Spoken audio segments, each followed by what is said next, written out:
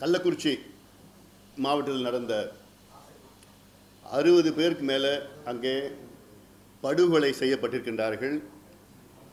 இந்த படுகொலைக்கு முழு காரணம் தமிழக முதலமைச்சரும் தமிழக அரசும் ஏற்றுக்கொள்ள வேண்டும். இது யாருக்கிட்ட போய் கேட்டாலும் அங்கே சொல்கிற செய்தி இந்த 2 எம்எல்ஏக்கள் தான் சம்மந்தப்பட்டிருக்காங்க. யாருன்னா சொல்கிறாங்க அந்த ஊரில். எல்லாத்துக்கும் தெரிஞ்ச உண்மை அது. அதாவது கள்ளச்சாராயம் விற்கிறவங்களும் அதற்கு உடந்தையாக இருக்கிறவங்களும் எங்கள் மேலே வழக்கு போடுறானுங்க. இது எப்படி இருக்குது? இல்லை உயர்நிலை அரசியல்வாதிகள் சம்மந்தப்பட்டிருக்காங்க. அதனால் சிபிஐ என்கொயரி வந்தால் தான் எங்களுக்கு முழுமையான உண்மையான விசாரணை கிடைக்கும், உண்மைகள் வெளிவரும். ஏன் இது நாங்கள் கேட்குறோன்னா, இது ஏதோ விளம்பரத்துக்காகவோ அரசியலுக்காக நிச்சயமாக நாங்கள் கேட்கல. இது நாங்கள் கேட்குறது அடுத்த முறை இது போன்ற ஒரு சம்பவம் நடைபெறக்கூடாது அந்த ஆதங்கத்தில் தான் நாங்கள் கேட்குறோம். இவங்க மதுவை விற்கல, மதுவை திணிக்கிறாங்க, டார்கெட் வைக்கிறாங்களே. 45,000 கோடி இந்த ஆண்டுனா அடுத்த ஆண்டு 50,000 கோடி டார்கெட் வைக்கிறாங்க. ஏன் நீ கல்வியில் வச்சுட்டு போ, விவசாயத்தில் வச்சுட்டு போ. கள்ளக்குறிச்சியில் யார் இறந்தா? ஏன் இறந்தாங்க? இதெல்லாம் காரணம் சமூக நீதி. கல்வியும் வேலை வாய்ப்பும் கொடுங்க. ஆனால் நாங்கள் வார்த்தைக்கு வார்த்தை சமூக நீதி எங்கள் அரசு, சமூக நீதி எங்கள் அரசுன்னு சொல்லுறதுலாம் அது எனக்குலாம் பார்த்தோன்னா வேடிக்கையாக இருக்குது. ஒவ்வொரு முறையும் பேசுகிறப்போ சமூக நீதிக்கும் திமுகவுக்கும் சம்மந்தமே கிடையாது. எந்த மேடையிலன்னா நான் விவாதம் பண்ணுவேன். நான் ஏன் தெருவில் இருக்கிற அந்த தெருநாய்கள், எத்தனை நாய்கள் தெருநாய்கள் இருக்குது அது கணக்கெடுப்பு நடத்துறீங்க. தெருவில் எத்தனை மாடு மேய்ஞ்சிட்டு இருக்கு அது கணக்கெடுப்பு நடத்துறீங்க.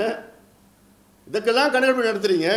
ஆனால் இங்கே முக்கியமான சமுதாயங்கள் கல்விக்காகவும் வேலை வாய்ப்புக்காகவும் அவருடைய வாழ்வாதாரத்திற்கும் கணக்கெடுப்பு நடத்துவதற்கு ஏன் தயங்குறீங்க ஸ்டாலின் அவர்களே?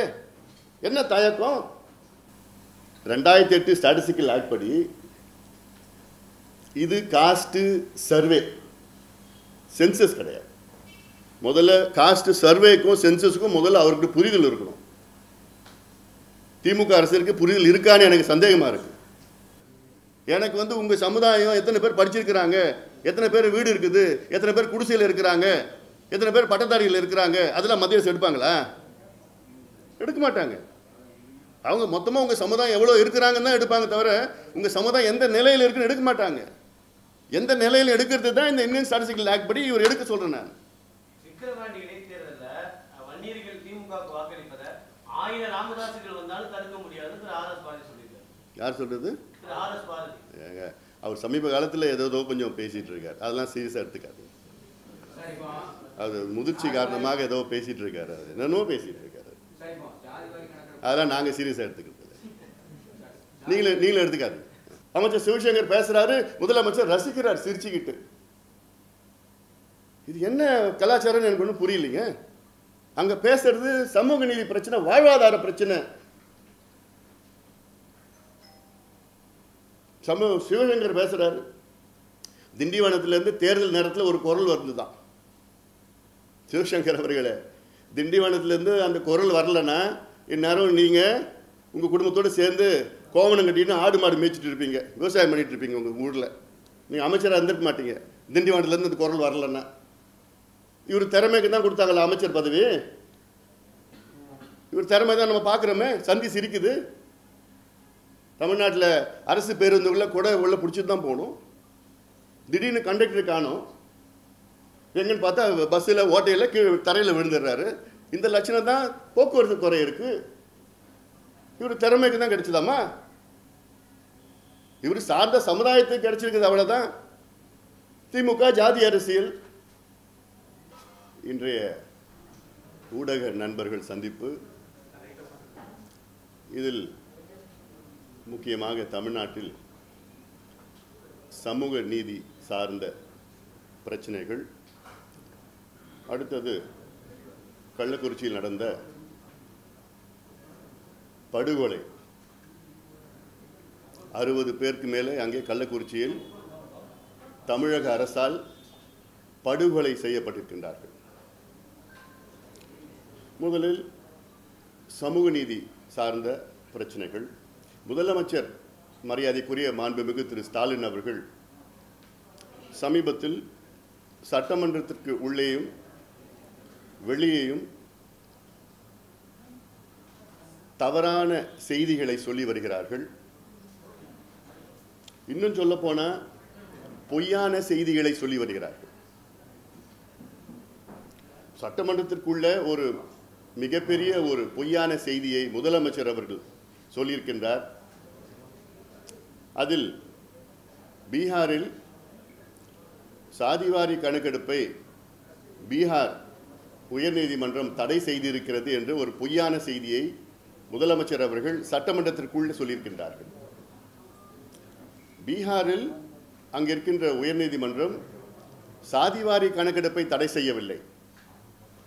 அவர்கள் தடை செய்தது அங்கே இடஒதுக்கீட்டை அதிகப்படுத்தியிருந்தார்கள். அதைத்தான் தடை செய்திருக்கின்றார்கள். பீகாரில் நடந்த சாதிவாரி கணக்கெடுப்பை உயர்நீதிமன்றமோ உச்ச நீதிமன்றமோ தடை செய்யவில்லை. இதை முதலமைச்சரும் புரிஞ்சுக்கணும், அவங்க அதிகாரிகளும் புரிஞ்சுக்கணும். அடுத்தது முதலமைச்சர் அவர்கள் சொன்ன வார்த்தைகள், தமிழ்நாட்டில் வன்னியர்களுக்கு இடஒதுக்கீடு வழங்க வேண்டும் என்றால், அதாவது உள்ஒதுக்கீடு வழங்க வேண்டும் என்றால், மத்திய அரசு மக்கள் தொகை கணக்கெடுப்பு நடத்துகின்ற பொழுது சாதிவாரி கணக்கெடுப்பு அதை சேர்த்து நடத்த வேண்டும். அப்படி நடத்தினால்தான் தமிழ்நாட்டிலே வன்னியர்களுக்கு உள்ஒதுக்கீடு கிடைக்கும் என்று ஒரு மிக மோசமான ஒரு செய்தியை சொல்லியிருக்கின்றார். இது ஒரு மிகப்பெரிய ஒரு மோசடி செய்தி, பொய்யான ஒரு செய்தி. அதாவது நான் முதலமைச்சர் அவர்களுக்கு பல கேள்விகள் வைத்திருக்கின்றேன். மாண்புமிகு முதலமைச்சர் ஸ்டாலின் அவர்களே, திடீரென்று இந்த எண்ணத்திற்கு எப்படி நீங்கள் சென்றீர்கள்? மத்திய அரசு மக்கள் தொகை கணக்கெடுப்பில் சாதிவாரி கணக்கெடுப்பு கூடுதலாக நடத்தினால்தான் தமிழ்நாட்டிலே நீங்கள் இடஒதுக்கீடு கொடுப்பீர்கள் என்று, குறிப்பாக வன்னியர்களுக்கு இடஒதுக்கீடு கொடுப்பீர்கள் என்று சொல்வது எந்த அடிப்படையில்? எந்த அடிப்படையிலே உங்களுடைய தந்தை கலைஞர் அவர்கள் 20 விழுக்காடு இடஒதுக்கீட்டை கொடுத்தார், எம்பிசி என்று உருவாக்கினார்.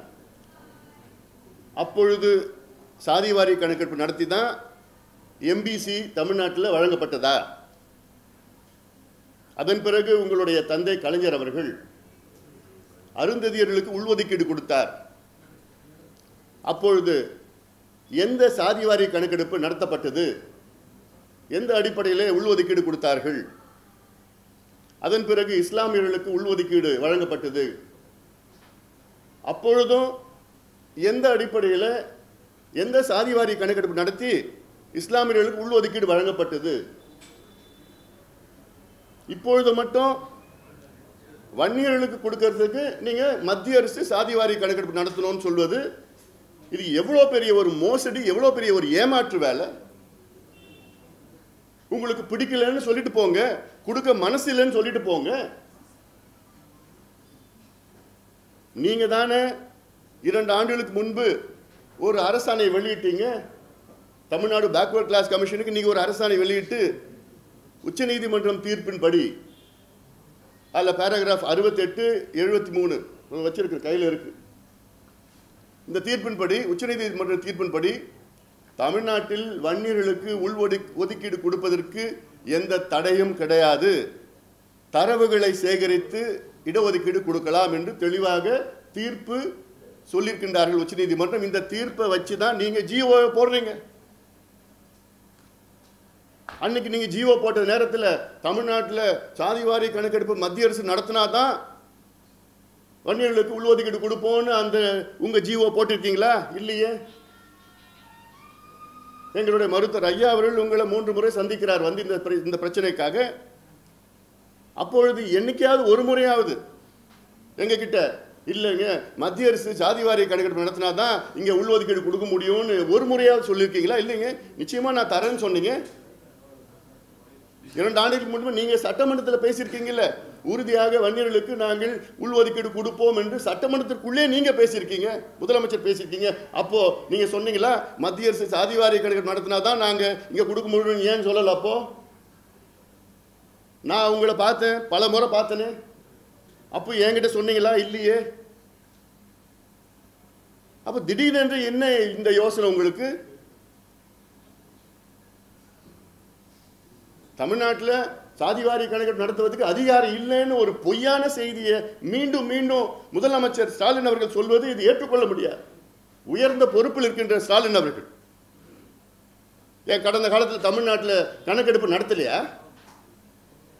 1984 அம்பாசங்கர் வந்து வீடு வீடா போய் கணக்கெடுப்பு நடத்தலையா? நடத்திருக்கிறாங்க. அந்த அம்பாசங்கர் ஆணையத்தின் படிதான் 50 விழுக்காடு இடஒதுக்கீடு, பிசி என்ற இடஒதுக்கீடு உறுதி செய்யப்பட்டது. உச்சநீதிமன்றத்தில் எப்படி நீங்க தமிழ்நாட்டில் 50 விழுக்காடு பிசி கொடுத்தீங்கன்னு கேட்டாங்க. அதுக்கு அம்பாசங்கர் ஆணையம் ஒன்று பிறப்பித்து அவர் வீடு வீடா போய் எனுமினேஷன் பண்ணார். எல்லா டோர் டு டோர் எனுமினேஷன் பண்ணார். அப்போ அது கணக்கெடுப்பு இல்லையா? அப்போ அதிகாரம் இல்லையா? அப்போ அந்த அதிகாரத்தை வைத்துதான் 50 விழுக்காடு பிசி, அதன் பிறகு அந்த அதிகாரத்தை வைத்துதான் 20 விழுக்காடு எம்பிசி, 30 விழுக்காடு பிசி, அந்த அதிகாரத்தை வைத்துதான் உள்ஒதுக்கீடு வழங்கப்பட்டு இருக்கிறது. இஸ்லாமியர்களுக்கு உள்ஒதுக்கீடு, அருந்ததியருக்கு உள்ஒதுக்கீடு, அந்த அதிகாரத்தை வைத்துதான் வன்னியர்களுக்கு உள்ஒதுக்கீடு பரிந்துரை எப்போ பரிந்துரை செஞ்சிருக்காங்க. உங்க கலைஞர் கொடுத்த ஆணை, சட்டநாதன் ஆணை. சட்டநாதன் ஆணையம் 1969 கலைஞர் அவர்கள் நியமனம் பண்ணார். அவங்க கொடுத்த ரெக்கமெண்டேஷன் என்னைக்கு? அப்போ கொடுத்த ரெக்கமெண்டேஷன் எவ்வளோ? வன்னியர்களுக்கு 15 விழுக்காடு இடஒதுக்கீடு கொடுக்கணும்னு. அப்போ அதெல்லாம் குப்பையில் தூக்கி போட்டாங்க. அம்பாசங்கர் அதை தான் கொடுக்குறார். ஜனார்தனம் குழு அதுதான் கொடுக்குது. தனிக்காட்சியெல்லாம் குழு அதுதான் கொடுக்குது. இவ்வளோ குழுக்கள் கொடுத்தோம். இப்போ கடைசியில் இன்னைக்கு நீங்க சொல்றீங்க மத்திய அரசு எடுத்தாதான் நடத்துவோம்னு சொல்வது இது வந்து ஏதாவது என்ன பொறுத்த வரைக்கும் இந்த ஒரு சமுதாயத்தின் மேல வன்மமாக தான் நான் பார்க்குறேன். இது இங்கே நான் ஜாதி பற்றி பேச வரல. இது ஜாதி பிரச்சனை கிடையாது. தமிழ்நாட்டில் பெரும்பான்மையான ஒரு சமுதாயம் இன்னைக்கு கோவணம் கட்டிக்கிட்டு கூழோ கஞ்சியோ குடிச்சுட்டு குடிசையில் வாழ்ந்துக்கிட்டு ரோடு போட்டுக்கிட்டு சாராயத்தை குடிச்சுக்கிட்டு படிப்பறிவு இல்லாத, வேலை வாய்ப்பு இல்லாத ஒரு மிகப்பெரிய ஒரு சமுதாயம். இந்த சமுதாயத்தை முன்னேற்றினா தமிழ்நாடு முன்னேறும். தமிழ்நாட்டில் 2 பெரிய சமுதாயங்கள் இருக்குது. இந்த நிலையில் இருக்கு. ஒன்று தாழ்த்தப்பட்ட சமுதாயம், ஒன்று வன்னியர் சமுதாயம். இந்த 2 சமுதாயம் சேர்ந்தா 40 விழுக்காடு மக்கள் தொகை. இந்த சமுதாயத்தை முன்னேற்றுவதை தவிர வேற உங்களுக்கு வேற என்ன வேலை? தமிழ்நாடு முன்னேறணும்னா எப்படி முன்னேறும்? ஆனால் அதுக்கு முன்னேற்றுவதற்கு இந்த காரணம் அந்த காரணமே கிடையாது. பீகாரில் உங்களால் நடத்த முடியுதாங்க, ஜாதிவாரி கணக்கு நடத்த முடியுதுன்னா தமிழ்நாட்டிலேயே நடத்த முடியல. அதில் என்னென்னமோ அமைச்சர் சிவசங்கர் விட்டு பேச வைக்கிறது. அவருக்கு என்ன பேசுறன்னு அவருக்கே தெரியல. அமைச்சர் சிவசங்கர் பேசுறாரு, முதலமைச்சர் ரசிக்கிறார் சிரிச்சுக்கிட்டு. இது என்ன கலாச்சாரம் எனக்கு ஒன்றும் புரியலைங்க. அங்க பேசுறது சமூக நீதி பிரச்சனை, வாழ்வாதார பிரச்சனை. சிவசங்கர் பேசுறாரு, திண்டிவனத்திலிருந்து தேர்தல் நேரத்தில் ஒரு குரல் வந்துதான். சிவசங்கர் அவர்களே, திண்டிவனத்திலிருந்து அந்த குரல் வரலன்னா இந்நேரம் நீங்க உங்க குடும்பத்தோடு சேர்ந்து கோவணம் கட்டின்னு ஆடு மாடு மேய்ச்சிட்டு இருப்பீங்க, விவசாயம் பண்ணிட்டு இருப்பீங்க. உங்க ஊர்ல நீங்க அமைச்சராக இருந்திருக்க மாட்டீங்க. திண்டிவனத்திலிருந்து அந்த குரல் வரலன்னா இன்னைக்கு நீங்க அமைச்சராக இருந்த காரணமே திண்டிவனத்திலிருந்து அந்த குரல் தான். உங்களுக்கும் உங்க குடும்பத்துக்கும் உங்க சார்ந்தவருக்கும் சேர்ந்து அந்த குரல் அப்போ 45 வருஷமா ஒலித்திட்டு இருக்கு. அந்த குரல் இவர் திறமைக்கு தான் கொடுத்தாங்கல்ல அமைச்சர் பதவி. இவர் திறமை தான் நம்ம பார்க்குறோமே. சந்தி சிரிக்குது. தமிழ்நாட்டில் அரசு பேருந்துகளை கூட உள்ள பிடிச்சிட்டு தான் போகணும். திடீர்னு கண்டக்டர் காணும். எங்கன்னு பார்த்தா பஸ்ஸில் ஓட்டையில் கீழே தரையில் விழுந்துடுறாரு. இந்த லட்சணம் தான் போக்குவரத்து துறை இருக்கு. இவர் திறமைக்கு தான் கிடைச்சதாமா? இவர் சார்ந்த சமுதாயத்துக்கு கிடைச்சிருக்குது, அவ்வளவுதான். திமுக ஜாதி அரசியல் தமிழ்நாட்டில் எல்லாம் தான் பண்ணிட்டு இருக்கீங்க. இல்லைன்னா சிவசங்கர் அங்கே வந்து அவங்க மாவட்ட செயலாளரையா இந்த சமுதாயத்தில் போட்டிருக்காங்க, அந்த அரியலூர் மாவட்டத்தில். வேற யாரும் கிடைக்காது. பேசுறது என்ன வேணா பேசிட்டு போகலாம். விவாதத்துக்கு பொய் செய்தியை சொல்லிட்டு இருக்கார் சிவசங்கர். இதோ இந்த போட்ட ஜியோ ஒன்று இருக்கு. சிவசங்கர் சொல்ற செய்தி, அமைச்சர் சிவசங்கர் அவர்கள் சொல்ற செய்தி என்ன சொல்றாருன்னா, வன்னியர்களுக்கு 10.5 விழுக்காடு, அதுக்கு மேல வந்து கல்வி கிடைக்குது, ஆனால் இவங்க 10.5 விழுக்காடுக்கு உள்ளதான் அது குறைக்கிறாங்க. நாங்கள் தான் குறைக்கிறோமா? இந்த ஜியோ படி public service reservation of appointments and public service special reservation to MBC Vanniyakula Kshatriyar MBC and DC and MBC within the reservation period provided for most backward classes and denotified communities act enacted modification to the roster orders issued 26/7/2021. இதன்படி என்னன்னா வட மாவட்டத்தில் குறிப்பாக எடுத்துங்களேன், அதில் வன்னியர்களுக்கு 10.5 விழுக்காடு கல்வி கிடைக்குதுன்னு வச்சுக்கங்களேன். அதற்கு மேலே அந்த பகுதியில் அந்த மாவட்டத்தில் மற்ற எம்பிசி யாரும் இல்லைன்னா வன்னியர்கள் மற்றவர்களுக்கு இடத்தை நிரப்பலாம். அதே போன்று தென் மாவட்டங்களில் வன்னியர்களே இல்லை, தூத்துக்குடியில் வன்னியர்கள் இல்லைன்னு வச்சுக்கங்களேன், அங்கே வன்னியர்களுக்கு பதிலாக அங்கே இருக்கிற எம்பிசியில் இருக்கிற மற்ற சமுதாயங்களை அங்கே நிரப்பலாம். இதுதான் ஈக்குவாலிட்டி. இதில் எங்கே குறைச்சல் வந்துடுச்சு, அதிகம் வந்துடுது. இது பொய்யான ஒரு செய்தி சொல்லிட்டு இந்த நேரத்தில், அதுவும் நாங்கள் தேர்தல் நேரத்தில் இதெல்லாம் சொல்லுவோமா? உங்களை மாதிரியா நாங்கள்? உங்கள் முதலமைச்சர் தானே கடந்த விக்கிரவாண்டி இடைத்தேர்தல் நேரத்தில் நாங்கள் வெற்றி பெற்றால் வன்னியர்களுக்கு 15 விழுக்காடு இடஒதுக்கீடு கொடுப்போம்னு இப்போ இருக்கிற முதலமைச்சர் ஸ்டாலின் அவர்கள் அன்று தேர்தல் பிரச்சாரம் பண்ணாரு. விக்கிரவாண்டி இடைத்தேர்தலில் என்னாச்சு? அப்போ உங்கள் வாக்குறுதி என்னாச்சு? திமுகனாலே பொய் வாக்குறுதின்னு எல்லாருக்கும் தெரியும். ஏன் போன மாதம் நடந்த நாடாளுமன்ற தேர்தலில் உங்களுடைய அடுத்த தலைவர் உதயநிதி ஸ்டாலின் அவர்கள், அமைச்சர் உதயநிதி ஸ்டாலின் அவர்கள் தர்மபுரியில் பிரச்சாரம் பண்ணப்போ சொன்னார், நாங்கள் திமுக வெற்றி பெற்றால் வன்னியர்களுக்கு 10.5 விழுக்காடு இடஒதுக்கீடு உடனடியாக கொடுப்போம் என்று உதயநிதி ஸ்டாலின் அவர்கள் 2 மாதத்திற்கு முன்பு தேர்தல் பிரச்சாரம் பண்ணார். ஏன் அப்போ சொல்ல வேண்டியதானே, நாங்கள் மத்திய அரசில் கணக்கெடுப்பு நடத்திய பிறகுதான் நாங்கள் இங்கே கொடுப்போம்னு ஏன் சொல்லிட்டு போகிறது?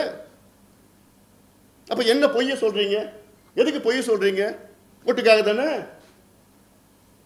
இது தேர்தல் நேரத்தில் நாங்கள் சொல்லுவோமா? ஏயா சிவசங்கர் அவர்களே, இது எங்களுடைய டிஎன்ஏ, எங்கள் ரத்தத்தில் ஊறி இருக்கிற ஒரு பிரச்சனை. இது 45 வருஷமாக எங்கள் மருத்துவர் ஐயா அவர்கள் இதற்கு போராட்டம் பண்ணி நூற்றுக்கணக்கான உயிர்களை தியாகம் செய்திருக்கின்றார்கள். லட்சக்கணக்கான வழக்குகளை பெற்றிருக்கின்றோம், ஆயிரக்கணக்கான போராட்டங்களை நடத்தியிருக்கின்றோம். எதுக்கு?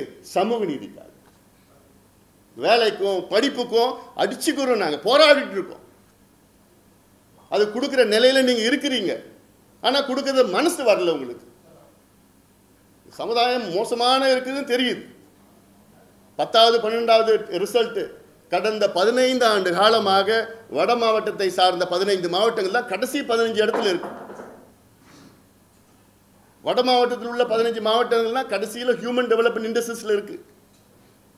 வட மாவட்டத்தில் உள்ள 15 மாவட்டத்தில் கடைசியில் பர் கேபிட்டா இன்கம் கடைசி 15 மாவட்டம் தமிழ்நாட்டில் வட மாவட்டங்கள். குடிசை அதிகமாக உள்ள மாவட்டங்கள் வட மாவட்டங்கள், கடைசி 15 மாவட்டங்கள் அதிகமாக உள்ள மாவட்டங்கள் வட மாவட்டங்கள்.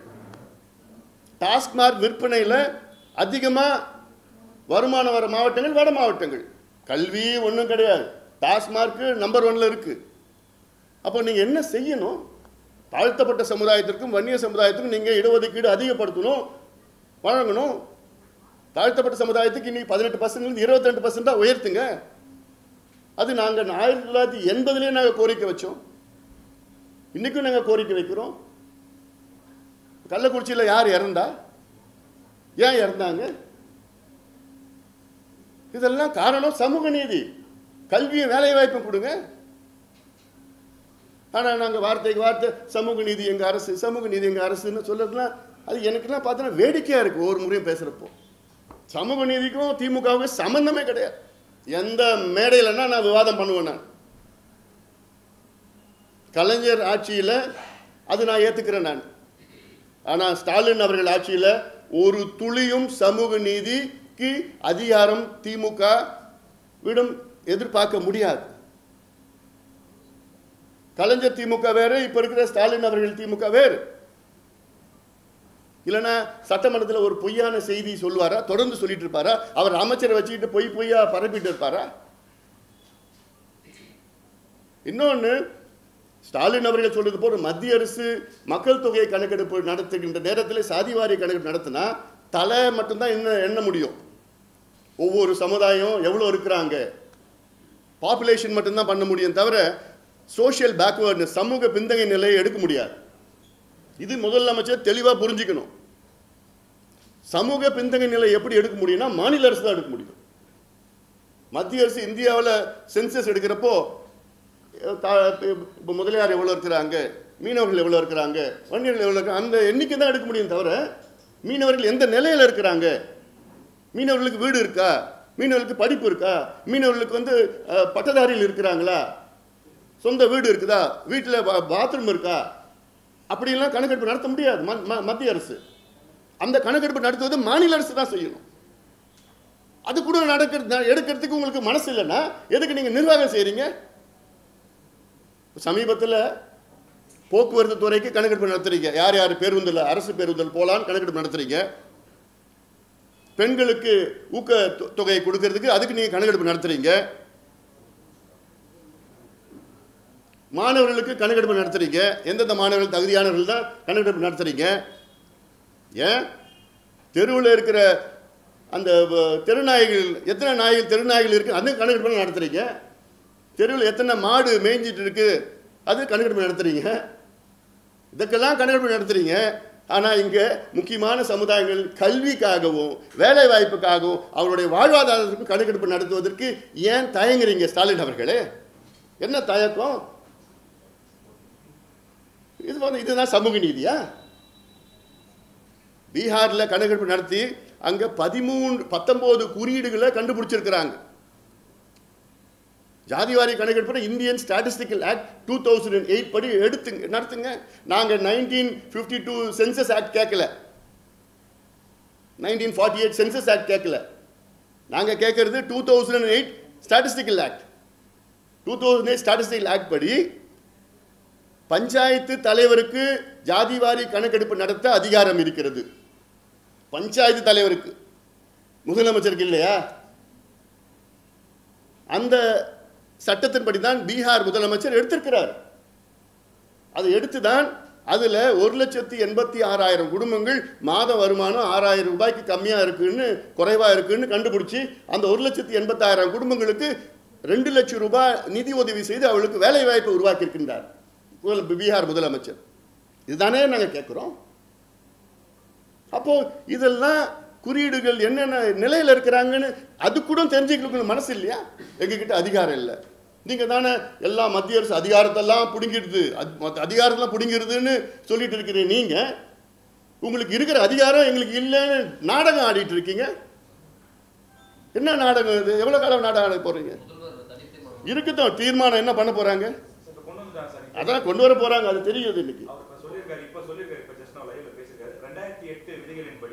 மாநில அரசு மேற்கொள்வதற்கு அதிகாரம் கிடையாது. மத்திய அரசு தான் மக்கள் தொகை கணக்கெடுப்பை நடத்த வேண்டும். மாநில அரசு சமூக பொருளாதார புள்ளிவிவரங்கள் படிதான் விவரங்களை சேகரிக்க முடியும். அது மீண்டும் மீண்டும் பொய்ய சொல்லிட்டு இருக்கிறார். அதாவது 2008 ஸ்டாட்டிஸ்டிக்கல் ஆக்ட் படி இது காஸ்ட் சர்வே, சென்சஸ் கிடையாது. முதல்ல காஸ்ட் சர்வேக்கும் சென்சஸுக்கும் முதல்ல அவருக்கு புரிதல் இருக்கணும். திமுக அரசுக்கு புரிதல் இருக்கான்னு எனக்கு சந்தேகமாக இருக்கு. காஸ்ட் சென்சஸ் மத்திய அரசு எடுக்கணும், காஸ்ட் சர்வே மாநில அரசு எடுக்கிறதுக்கு அதிகாரம் இருக்கிறது. அந்த அதிகாரத்தை வைத்து தான் பீகார் முதலமைச்சர் எடுத்து அந்த சர்வே பீகார் உயர்நீதிமன்றம் தடை கொடுக்கல, உச்சநீதிமன்றம் தடை கொடுக்கல. அப்போ அது செல்லும்.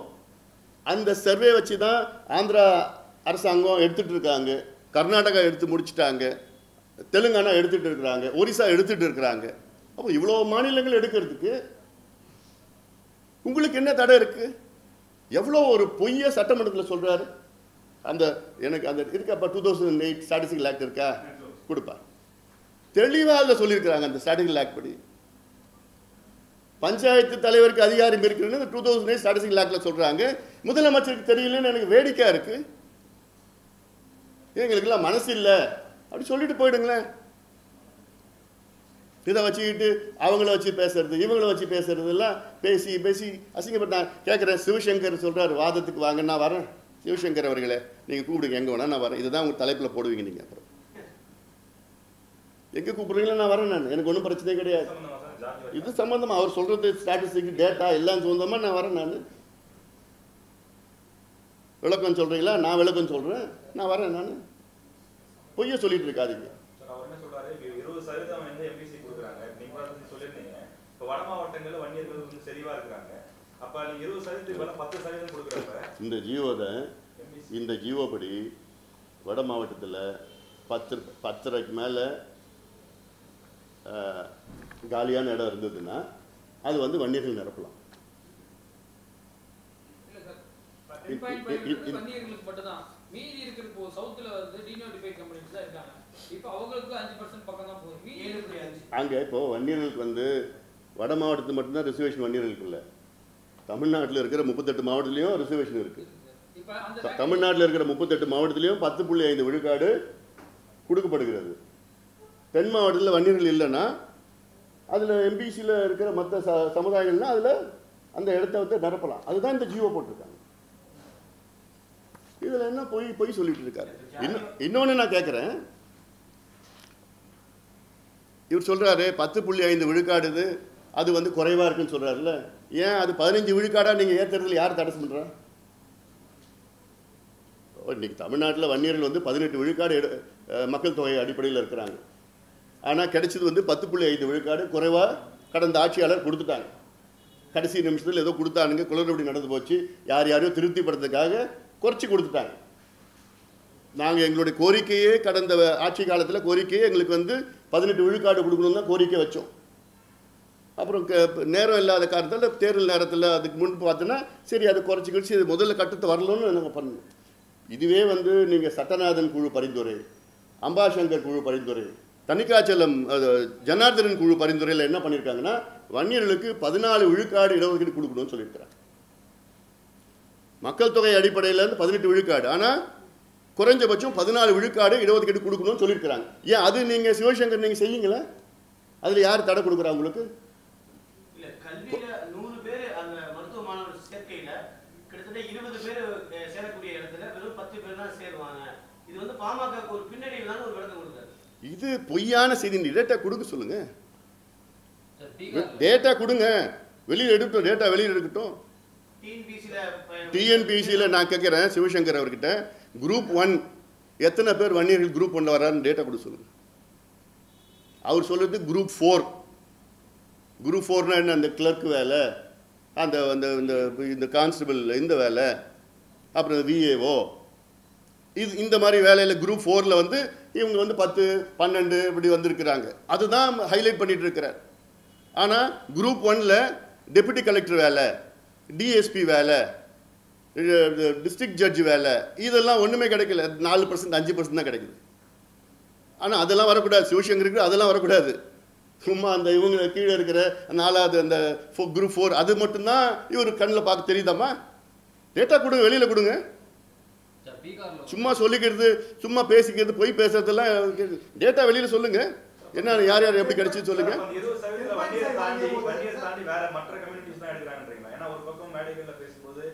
வன்னியர்கள் பெரும்பான்மை சமூகம் தமிழ்நாட்டில் 2.5 கோடி பேர் வன்னியர்கள் இருக்கணும் மேடையில பாமகவினர் பேசுறாங்க. அப்ப 20% பெரும்பான்மை பாமக. அதுதாங்க தனியா ஒதுக்கி. இப்ப ஏன் இது வந்து உள்ஒதுக்கீடு கேட்கிறோம்? இப்ப இந்த எம்பிசி 20% எம்பிசி வந்ததே நாங்க தான் காரணம். இதுல யாரும் மறுக்கவும் முடியாது. மருத்துவர் ஐயா காரணம், எங்களுடைய போராட்டம் காரணம். 10 ஆண்டு காலம் போராட்டத்துக்கு பிறகு, தியாகம் பிறகு, உயிர் நீத்ததுக்கு பிறகு கிடைச்ச இடஒதுக்கீடு இது. அப்போ கலைஞர் அவர்கள் கொடுத்த 106 சமுதாயம் சேர்த்து கொடுத்துட்டார். அப்போ தனித்தனியாக கேட்டோம், கம்பார்ட்மெண்ட்லாம் கேட்டோம், அப்போவே கேட்டோம். ஆனால் எல்லாம் 106 சமுதாயம் சேர்த்து கொடுத்துட்டார். இப்போ நாளடைவில் பார்த்தா அந்த மற்ற 106 சமுதாயங்களுக்கிட்ட வன்னியர்கள் போட்டி போட முடியல. கல்வியிலையும் போட்டி போட முடியல, வேலை வாய்ப்பு போட்டி போட முடியல. ஏன்னா அவங்க வந்து நல்லா படிச்சுட்டு நல்லா வந்துட்டாங்க. இவங்களுக்கு கிடைக்கிற வேலை கிடைக்கல. அதனால தான் மீண்டும் கேட்டோம், எங்களுக்கு அது உள்ஒதுக்கீடு கொடுங்க. இப்போது ஆதி திராவிடர் இருக்காங்க, தேவேந்திர குல வேளாளர் இருக்காங்க, அருந்ததியர் இருக்காங்க. அருந்ததியர்களுக்கு வந்து ஆதி திராவிடர்கிட்டையும் தேவேந்திர குல வேளாளர் மத்தியில் போட்டி போட முடியல. அதனால தான் அருந்ததியர்களுக்கு 3 விழுக்காடு உள்ஒதுக்கீடு ப்ளஸ் என்னென்னா அந்த 15 விழுக்காட்டுலேயும் அந்த அருந்ததியை போட்டியிடலாம்.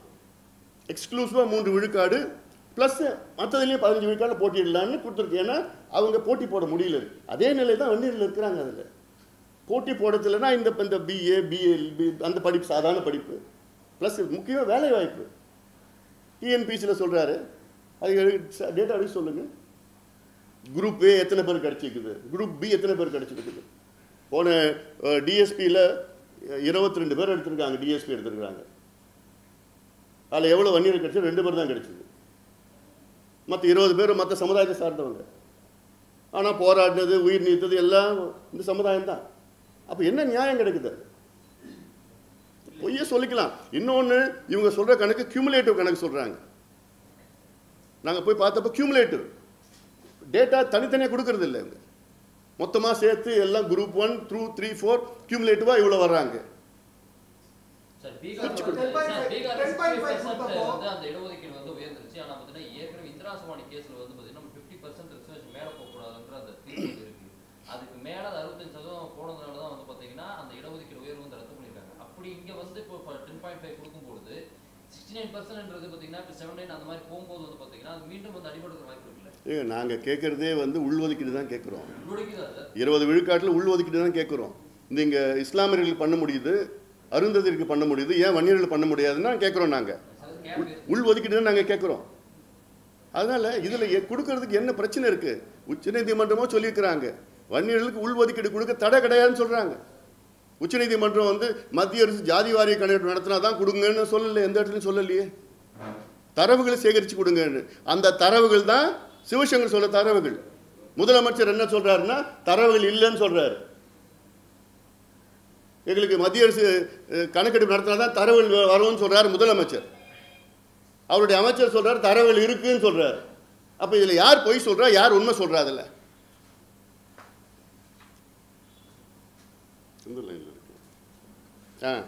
இது இந்தியன் ஸ்டாட்டிஸ்டிக்கல் ஆக்ட் 2008 அதில் rules 2011. Any department in a state government or any local government in a state shall, before making a direction under section 3 of the Act for collection of statistics on any subject for any reference period in any geographical unit under its jurisdiction, consult the nodal officer in the state to avoid unnecessary duplication in collection of statistics. So any department of central government shall, before making a direction under section 3 of the Act, statistics duplication collection. So அதனால every notification under section 3 of the Act shall contain the following particulars: subject and purpose of collection of statistics, geographical area, method of data. இது எல்லாமே டேட்டாவாக இருக்குது இல்லை. அதனால் இதில் கிளியராக சொல்லியிருக்கிறாங்க. இதில் வந்து local body, state government, central government, இதில் யார் வேணால் டேட்டா கலெக்ட் பண்ணலாம். அது எந்த டேட்டா வேணால் கலெக்ட் பண்ணலாம். காஸ்ட் டேட்டா கலெக்ட் பண்ணலாம், என்வாயர்மெண்ட் டேட்டா கலெக்ட் பண்ணலாம், வாட்டர் டேட்டா கலெக்ட் பண்ணலாம், எந்த டேட்டா வேணால் கலெக்ட் பண்ணலாம். இந்த ஆக்ட் படி தான் பீகாரில் டேட்டா கலெக்ட் பண்ணியிருக்கிறாங்க. அப்புறம் மறுபடியும் ஒரு பொய்யை முதலமைச்சர் சொல்கிறாருன்னா, அது சட்டசபையில் சொல்கிறாருன்னா எந்த அளவுக்கு நிர்வாகம் நடத்திட்டு இருக்காங்கன்னு ஒன்றும் புரியல. திமுக எதிர்கட்சியாக இருக்கும்போதும் ஆளுங்கட்சியாக இருக்கும்போதும் வன்னியர்களுக்கு இடஒதுக்கீடு வழங்கப்படும் சொல்லியிருந்தாங்க. இப்போ இல்லை அப்படிங்கிறதுக்கு விசசாராய விவகாரத்தில் திமுக நேரடியாக சம்மந்தப்பட்டிருக்காங்கன்னு பாமக வந்து முன் வச்சிங்க. உதயசூரியன், வசந்த் கார்த்திகேயன் தான் தொடர்பு. அதை மையப்படுத்தி தான் இந்த உங்களுக்கான பதிலை வந்து முற்றுப்புள்ளி வைக்கிறாங்க. அதுக்குன்னு சம்மந்தம் இருக்குன்னு எனக்கு ஒன்றும் புரியல. எனக்கு ஏன்னா இது இல்லை, அது கள்ளக்குறிச்சி அது வேற. இப்போ இந்த இடைத்தேர்தல் ஒன்று வந்துட்டு இருக்குது, விக்கிரவாண்டி இடைத்தேர்தல். அதுக்கு இது மாதிரிலாம் எடுத்துக்கிட்டு பொய்யான செய்தியெல்லாம் சொல்லிட்டு இருக்காங்க. அது டைவர்ஷனரி. அவங்க தான் அதில் பிஹெச்டி பண்ணியிருக்கிறாங்க. ஏதாவது ஒன்று பிரச்சனைனா அதை அப்புறம் டைவர்ட் பண்ணி அதெல்லாம் பண்ணதில் அவங்க எல்லாமே கில்லாடிகள். அப்புறம் அது திருப்பி வாதம் பண்ணி அது ஒரு கோயபிள்ஸ் பொய்யை சொல்லி இப்போ அன்றைக்கி இவர் ஆர்எஸ் பாரதி சொல்கிறாரு, இது வந்து அவங்க சிபிஐ என்கொயரி ஏன் கேட்குறோம், அதுக்காக அது முடிச்சோன்னு அதுக்கு வரேன் நான். இது முதல்ல முடிச்சு கடந்த ஆட்சியில் வழங்கின போது சில குளறுபடிகள் நடந்ததுனால சிலரை திருப்திப்பட்ட 10.5 குறைத்து உள்ஒதுக்கீடு வழங்கிட்டாங்க அப்படின்ற ஒரு விஷயம் சொல்லியிருந்தீங்க இல்லையா? என்ன குளறுபடி நடந்தது? யாரை திருப்திப்படுத்துறதுக்காக 10.5 அதை குறைச்சி கொடுத்தாங்க? இதுக்குள்ளே நான் போக விரும்பலை. அது முடிஞ்சு போனது. இப்போ நான் போக விரும்பலை. இல்லை, நடந்து முடிஞ்சு போனது. இவங்க திமுகவுக்கு உண்மையிலே இந்த சமுதாயங்கள் எல்லாம் வளரணும், இவங்களுக்கு வந்து முன்னேறணும் அப்படின்னு ஒரு அக்கறை இருந்ததுன்னா நீங்கள் வன்னியர்களுக்கு நீங்கள் 15 விழுக்காடு இடஒதுக்கீடு கொடுங்க. நீங்கள் சொன்னது தானே. இன்றைய முதலமைச்சர் மரியாதைக்குரிய திரு ஸ்டாலின் அவர்கள் கடந்த விக்கிரவாண்டி இடைத்தேர்தல் நேரத்தில் சொன்னார், நாங்கள் ஆட்சிக்கு வந்தவுடன் வன்னியர்களுக்கு 15 விழுக்காடு இடஒதுக்கீடு கொடுப்போம் என்று சொன்ன ஸ்டாலின் அவர்கள். அப்போ எந்த அடிப்படையில் அப்போ சொன்னார்? ஒரு ஆதாரம் இருந்து தானே, டேட்டா இருந்து தானே சொல்லியிருக்கிறாரு. பரிந்துரைகள் வச்சு தான் சொல்லியிருக்கிறார்.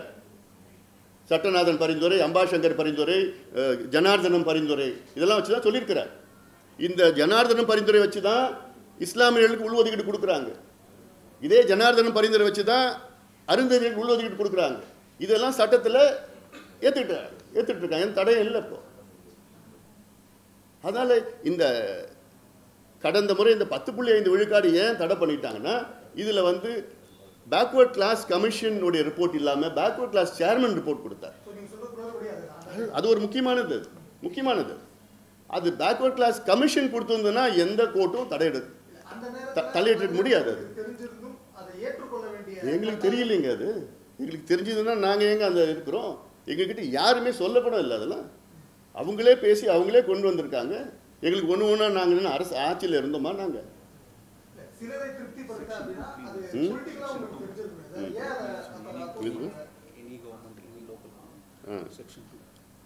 அதான் இந்த இந்தியன் ஸ்டாட்டிஸ்டிக்கல் ஆக்ட் 2008 மறுபடியும் நான் சொல்கிறேன். நான் இதில் வந்து செக்ஷன் 2, அதாவது any local government, that is to say panchayats or municipalities, as the case may be, in relation to collection of statistics under a direction issued by it under section 3.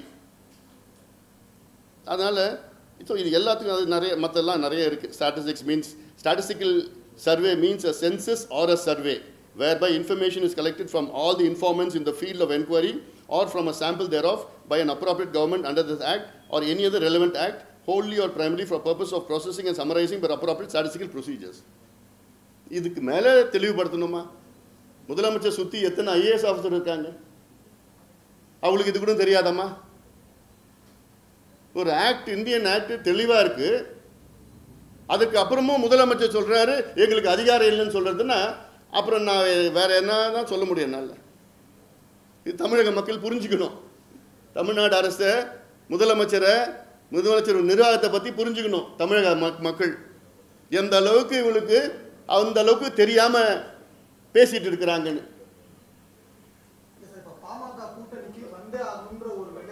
ஏப்பா அது முடிஞ்சு போன கதை. இப்ப பேசம்பா, இப்ப இருக்கிறத பேச. பாமக வந்து பாஜக கூட்டணியில இடம் பெற்றிருக்கு. தேசிய அளவில் வந்து ஜாதி வாரியா மக்கள் தொகை கணக்கெடுப்பு நடத்துறதுக்கு பாமக கோரிக்கை வைக்க வேண்டியது. அப்புறம் முதலமைச்சர் உறுதியா வைப்போம். இப்போ இந்த ஜாதிவாரி கணக்கெடுப்பு நடத்துறதுக்கு தமிழக அரசு தீர்மானம் போடணும் மட்டும் கிடையாது. தமிழக அரசு வந்து அதை நடத்தணும்னு சொல்லி எங்களுடைய மருத்துவர் ஐயா 1980 குரல் கொடுத்துட்டு வரார். அப்படி ஒரு தலைவர்களும் அப்படி கொடுத்தது கிடையாது. இருக்கிற முதலமைச்சர்கள் எத்தனையோ முறை சந்திச்சிருக்கிறார். கடந்த காலத்தில் எம்ஜிஆர் அவர்களையும், கலைஞர் அவர்களையும், ஜெயலலிதா அவர்களையும், அதுக்கப்புறம் நம்மளுடைய எடப்பாடி பழனிசாமி அவர்களையும் எத்தனையோ முறை சந்திச்சு, அப்போது PC அலெக்சாண்டர் இருந்தார் கவர்னர் ஆட்சி, அவரையும் சந்திச்சு இது வலியுறுத்தி அப்போதான் என்ன கேட்டுட்ருக்கோம் நாங்கள், ஜாதிவாரி கணக்கெடுப்பு நடத்துங்க, பின்தங்கிய சமுதாயங்களுக்கு எல்லாத்துக்கும் முன்னுரிமை வழங்க வேண்டும், இடஒதுக்கீடு அதிகமாக கிடைக்கணும். அதானே சமூக நீதி. இதுக்கு யார் யார் எந்த நிலையில் இருக்கிறாங்கன்னு தெரிஞ்சால் தானே நீங்கள் சமூக நீதி நிலைநாட்ட முடியும். உங்களுக்கு அதுக்கு கணக்கெடுப்பு நடத்துறதுக்கே உங்களுக்கு மனசு இல்லைன்னா நீங்கள் எப்படி நீங்கள் சமூக நீதி பற்றி பேசுறது தகுதி இருக்கு உங்களுக்கு?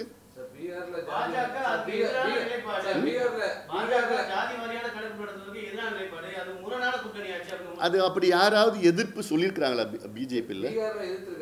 இல்லை, யாராவது எதிர்ப்பு சொல்லியிருக்கிறாங்களா சொல்லுங்களேன். பிஜேபி யார்? ஒரு நிமிஷம், யாருமே எதிர்க்கலை. பீகார் சட்டமன்றத்தில் பிஜேபி ஆதரவாக தான் அந்த வாக்களிச்சிருக்கிறாங்க அந்த சட்டம் வந்தப்போ. அது தெரிஞ்சு பேசுங்க, அதெல்லாம் தெரிஞ்சு பேசுங்க. இஸ்லாமியர்களுக்கு கொடுக்க முடியுது, அறந்தேரியர்களுக்கு கொடுக்க முடியுது, வன்னியர்களுக்கு மட்டும் கொடுக்க முடியலையான ஒரு கேள்வி வந்து முன்வைக்கிறீங்க. அப்ப குறிப்பா குறிவைத்து வன்னிய சமூகத்தை மட்டும் வஞ்சிக்கிறதா திமுக அப்படின்னு நினைக்கிறீங்க? நிச்சயமாக. அதில் உங்களுக்கு என்ன சந்தேகம் இருக்குன்னு புரியல எனக்கு. வன்னியர்கள் வந்து திமுகவுக்கு தொடர்ந்து ஆதரவு அளிச்சுட்டு தான் வந்துட்டு இருக்கிறாங்க. 1957 நீங்கள் தேர்தல் எடுத்துக்கங்க. அப்போ பார்த்தீங்கன்னா ஒட்டு மொத்தமாக அவங்க திமுக வெற்றி பெற்றது வட மாவட்டங்கள் தான். 15 இடத்த வெற்றி பெற்றாங்க. அது 15 தான் நினைக்கிறேன். 15ல் வட மாவட்டத்தில் ஒட்டுமொத்தமாக வெற்றி பெற்றாங்க. 62ல் 50ல் 45 வட மாவட்டத்தை சார்ந்தது. 67 138 வெற்றி பெறுறாங்க. அதில் கிட்டத்தட்ட 80 விழுக்காடு வட மாவட்டத்தை சார்ந்தது தான். அப்படிப்பட்ட ஒரு பெரிய சமுதாயத்திற்கு நான் சொல்கிறேன், கலைஞர் அவர்கள் இருந்திருந்தாருன்னா இந்த பிரச்சனை வந்திருக்காரு. கலைஞர் அதான பிரச்சனை. கலைஞர் வந்து அவருக்கு சமூக நீதி உணர்வு அவருக்குள்ள இருக்கு, எல்லாம் எங்களுக்கு தெரியும். ஆனா இவருக்கு இல்ல. அதுதான் எங்களுக்கு ஒரு கவலையா இருக்கு, வருத்தமா இருக்கு. முதலமைச்சர் இப்ப சட்டப்பேரவையில் பேசியிருக்காரு. மாநில அரசு வந்து சர்வே எடுத்து அந்த புள்ளி விவரங்களை சேகரித்து அதன் அடிப்படையில் இடஒதுக்கீடு சட்டத்தை ஏற்றினால் பின்வரும் நாட்கள் நீதிமன்றங்கள் வந்து ரத்து செய்யப்பட பண்ணல.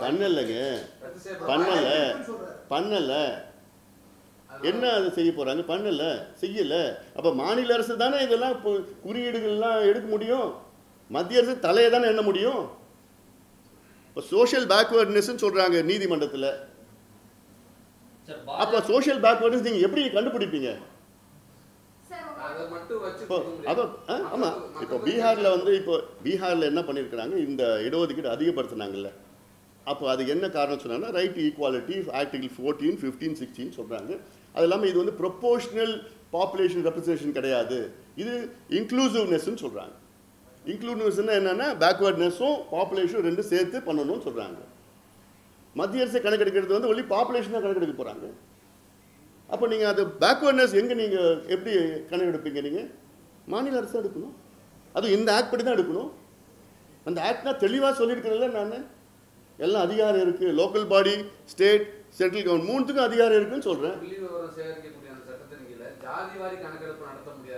எல்லாம் கணக்கெடுப்பு நடத்தலான்னு இதில் இருக்குது, சட்டத்தில் இருக்குது. நான் வேணால் கொடுக்குறேன், உங்ககிட்ட கொடுக்குறேன், நான் எடுத்து கொடுப்பேன். என்ன கணக்கெடுப்புலாம் நடத்தலாம்னு சொல்கிறாங்க. ஜாதி வாரி கணக்கெடுப்பு நடத்தலாம், சுற்றுச்சூழல் எடுக்கலாம், பள்ளிக்கூடம் எடுக்கலாம், வேலை வாய்ப்பு எடுக்கலாம், எல்லாமே எடுக்கலாம்.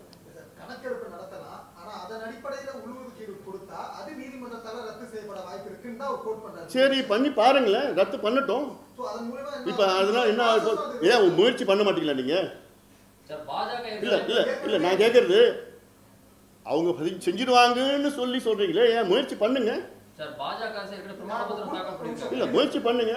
உச்ச நீதிமன்றமும் என்ன சொல்லியிருக்கிறாங்க, தடை இல்ல, உள்ஒதுக்கீடு கொடுக்க தடை இல்ல, நீங்க தரவுகள் வச்சு தடை ஜஸ்டிஃபை பண்ணுங்கன்னு சொல்றாங்க. முதல்வர் இப்ப சொல்லியிருக்க கோட் என்னன்னா, புள்ளி விவரங்கள் அடிப்படையில் அதை நடைமுறைப்படுத்தும் போது அது நீதிமன்றத்தால் ரத்து செய்யப்பட வாய்ப்பு இருக்கு. ஆனா அதுவே மத்திய அரசின் மக்கள் தொகை கணக்கெடுப்பு சட்டத்தின் கீழ் சாதிவாரி கணக்கெடுப்பையும் நடத்தி அதன் மூலமா நடைமுறைப்படுத்தினா சட்ட ரீதியா சிக்கல்கள் இருக்காது. அதுதான் சரியான முறையா இதை நடைமுறைப்படுத்துறதுக்கு இருக்கும். அதனால அந்த முறைப்படி வர்றதுதான் இவர் எல்லாமே இவர்தான் மாநில அரசை பறிச்சுக்கிட்டு இருக்காங்க, மாநில அரசை மாநில அதிகாரத்தை பறிக்கிறாங்கன்னு சொல்லிட்டு இருக்க முதலமைச்சர்.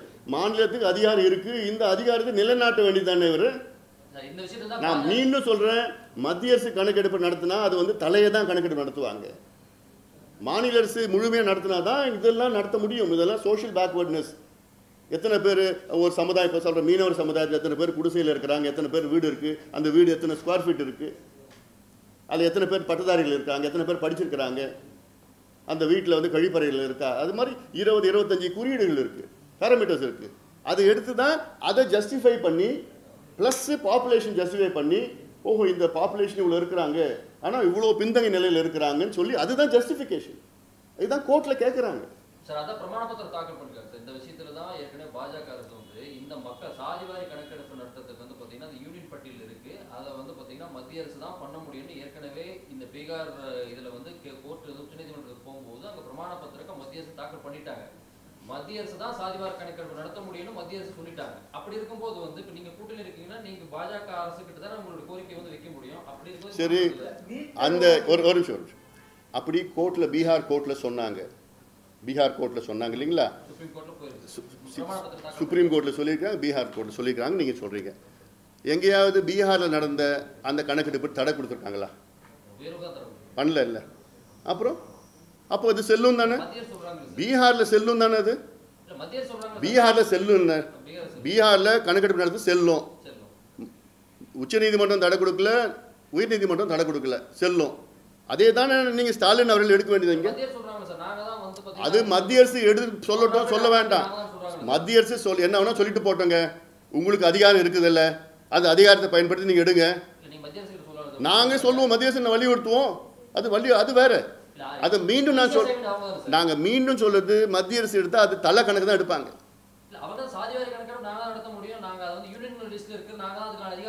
அது நாங்கள் வலியுறுத்துவோம், அதெல்லாம் பண்ண போகிறோம், அது வேற.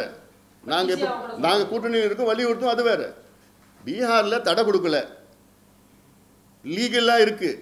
பீகாரில் நடந்த ஜாதிவாரி கணக்கெடுப்பு இன்னைக்கு சட்டப்பூர்வமாக சட்ட அதிகாரப்பூர்வமாக இருக்குது. அந்த கணக்கெடுப்பு தான் நான் தமிழ்நாட்டில் நடத்த சொல்கிறேன். ஏப்பா உங்ககிட்ட சொல்கிறது எனக்கு ஒன்றும் புரியல. எனக்கு இவ்வளோ சொல்லிட்டு இருக்கிறேன் நான். மத்திய அரசுக்கும் மாநில அரசுக்கும் 2 பேருக்கும் உரிமை இருக்குயா, 2 பேருக்குமே உரிமை இருக்குது. ஈஸியெல்லாம் கிடையாது. அதெல்லாம் எது ஈஸியாக முடிவு எடுக்கணும்னா அதை நான் திருப்பி சொல்கிறேன், தலை கணக்கு எடுப்பாங்கன்னு சொல்கிறேன் நான். எனக்கு உங்கள் சமுதாயம் எத்தனை பேர் படிச்சிருக்கிறாங்க, எத்தனை பேர் வீடு இருக்குது, எத்தனை பேர் குடிசையில் இருக்கிறாங்க, எத்தனை பேர் பட்டதாரிகள் இருக்கிறாங்க, அதெல்லாம் மத்திய அரசு எடுப்பாங்களா? எடுக்க மாட்டாங்க. அவங்க மொத்தமாக உங்கள் சமுதாயம் எவ்வளோ இருக்கிறாங்கன்னு தான் எடுப்பாங்க, தவிர உங்கள் சமுதாயம் எந்த நிலையில் இருக்குன்னு எடுக்க மாட்டாங்க. எந்த நிலையில் எடுக்கிறது தான் இந்த இந்தியன் ஸ்டாட்டிஸ்டிக்கல் ஆக்ட் படி இவர் எடுக்க சொல்கிறேன் நான்.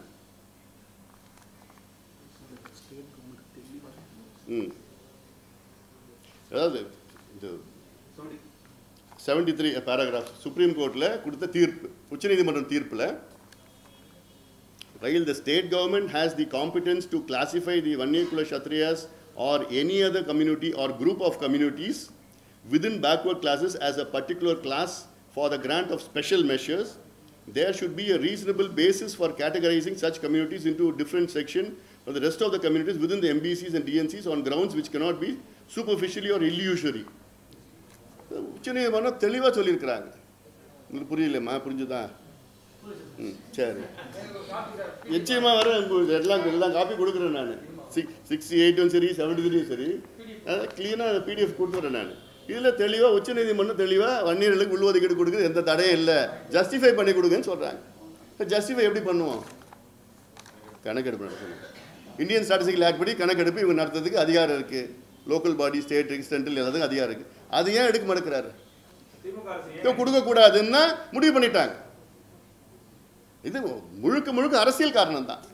ஏன்னா முதலமைச்சர் ஸ்டாலின் அவர்களை சுற்றி ஒரு 4-5 பேர் இருக்காங்க, அவங்களுக்கும் சமூக நீதிக்கு சம்மந்தம் கிடையாது. அமைச்சர்கள் சொல்கிறேன், ஏவாவேலுக்கும் சமூக நீதி சம்மந்தம் இருக்கா? இல்லை நேருக்கும் சமூக நீதி சம்மந்தம் இருக்கா? இல்லை பொன்முடிக்கும் சமூக நீதி சம்மந்தம் இருக்கா? இல்லை சேகர்பாபுக்கும் சமூக நீதி சம்மந்தம் இருக்கா? இல்லை. அப்புறம் முதலமைச்சர் இவங்க தான் சுற்றி இருக்கிறாங்க. துரைமுருகன் அவர் ஒதுக்கி வச்சுட்டாங்க. அவர் தனியாக இருக்கிறாரு. இதெல்லாம் இது பேசுகிறேன். இப்போ இன்றைக்கி சிவசங்கர், நான் கேட்குறேன், சிவசங்கர் இருக்கார், இன்னைக்கு சிவசங்கர் இருக்கார், எம்ஆர்கே, துரைமுருகன், இவங்கெல்லாம் என்னைக்காவது போய் முதலமைச்சர்கிட்ட போயிட்டு இந்த சமுதாயத்துக்கு பாவம் ரொம்ப மோசமாக இருக்குது, இளவுக்கு தனியாக உள்ஒதுக்கீடு கொடுங்கன்னு ஏதாவது ஒரு நாள் கேட்டிருக்காங்களா? இல்லை. இல்லை, இது நான் மறுபடியும் சொல்கிறேன், இது ஜாதி பிரச்சனை இல்லை, இது சமூக நீதி பிரச்சனை. அதே போலதான் சமூக நீதிக்கும் திமுகவுக்கும் சம்பந்தம் இல்லை நீங்க விமர்சிக்கிற மாதிரி தான் திமுக அமைச்சர் என்ன சொல்றாருன்னா, பாமக கூட்டணி வச்சிருக்கக்கூடிய பாஜகவுக்கும் சமூக நீதிக்குமே சம்பந்தம் இல்லை. ஆனா எங்க தனித்துவம் வேறங்க. நாங்க கூட்டணி வச்சு எங்க கொள்கையெல்லாம் விட்டு கொடுத்துருவோமா? எங்களுக்கு தனித்துவம் இருக்கு. நான் இன்னைக்கு நீட் நாங்கள் எதிர்க்கிறோம், நாங்கள் கூட்டணி போன காம்ப்ரமைஸ் ஆகிட்டோமா என்ன? கூட்டணி என்பது தேர்தல் கூட்டணி. ஏன் திமுக பாஜகவோட கூட்டணி வைக்கலையா? இல்லை திமுகவுக்கும் காங்கிரஸுக்கும் ஒரே கொள்கை வச்சுருக்காங்களா? இல்லை காங்கிரஸுக்கும் கம்யூனிஸ்டுக்கும் ஒரே கொள்கை வச்சுருக்காங்களா? கேரளாவில் பார்த்தா தெரியும். அங்கே போயிட்டு அரவிந்த் கெஜ்ரிவாலுக்கும் காங்கிரஸுக்கும் ஒரே கொள்கை வச்சுருக்காங்களா? நான் மம்தா பானர்ஜியும் காங்கிரஸ் ஒரே கொள்கையில் இருக்காங்க. அப்போ அவங்க கொள்கையில் சமரசம் ஆகிடுவாங்களா? நாங்கள் கூட்டணி, அது எங்களுடைய கொள்கைகள், அதுவும் எங்களுடைய அடிமட்ட கொள்கைகள் சமூக நீதி. எங்கள் இயக்கம் தொடங்குனதுக்கு காரணமே சமூக நீதி தான். அதில் நாங்கள் எப்படி விட்டு கொடுக்க போகிறோம்? விக்கிரவாண்டி இடைத்தேர்தலில் வன்னியர்கள் திமுக வாக்களிப்பதை 1000 ராமதாசுகள் வந்தாலும் தடுக்க முடியாது ஆர்எஸ் பாரதி சொல்லியிருக்காரு. யார் சொல்றது? ஆர்எஸ் பாரதி. அவர் சமீப காலத்தில் ஏதோ கொஞ்சம் பேசிட்டு இருக்காரு, அதெல்லாம் சீரியஸாக எடுத்துக்காது. அது முதிர்ச்சி காரணமாக ஏதோ பேசிட்டு இருக்காரு, அது என்னன்னோ பேசிட்டு இருக்காரு. அதெல்லாம் நாங்கள் சீரியஸாக எடுத்துக்கிறது. நீங்களும் எடுத்துக்காது. ஜாதிவாரி கணக்கெடுப்பு நடத்துறது சட்ட ரீதியாகவும் கோர்ட் உத்தரவு மூலியமா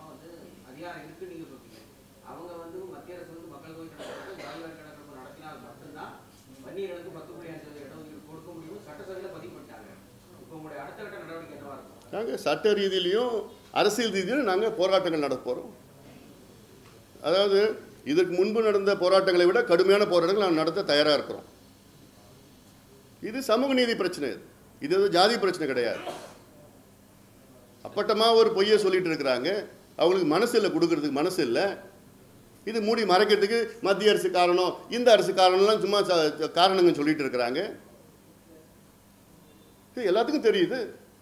சரி, நான் அப்படி சொன்ன முதலமைச்சர் எதுக்கு 2022 ஒரு அரசாணை வெளியிடுறாங்க? தமிழ்நாடு பேக்வர்ட் கிளாஸ் கமிஷனுக்கு ஒரு அரசாணை வெளியிட்டு அந்த பேக்வர்ட் கிளாஸ் கமிஷனில் வந்து நீங்கள் உச்ச நீதிமன்றம் சொன்ன அந்த பேராகிராஃப் 6873 குறிப்பிட்டு இது சம்பந்தமாக நீங்கள் உங்களுடைய பரிந்துரை கொடுங்கன்னு ஏன் சொல்லணும்? ஏன் அப்போவே நீங்கள் அந்த அரசாணையில் சொல்லலாமே? நீங்கள் மத்திய அரசு ஜாதிவாரி கணக்கு நடத்திய பிறகு தான் இது கொண்டு வர முடியும்னு நீங்கள் சொல்லலாமே? ஏன் அன்றைக்கி சொல்லலை? இதே முதலமைச்சர் சட்டமன்றத்தில் ரெக்கார்ட்ஸ் இருக்காப்பா, அது ரெக்கார்ட்ஸு அவர் பேசியிருக்கார். வன்னியர்களுக்கு நிச்சயமாக நாங்கள் ஒதுக்கீடு கொடுப்போம். 2 ஆண்டுகள் முன்பு முதலமைச்சர் சட்டமன்றத்தில் பேசியிருக்கிறார். ஏன் அப்போ நீங்கள் சொல்லலாமே? இப்போ பேசுனபடி அப்போ நீங்கள் ஏன் பேசலை?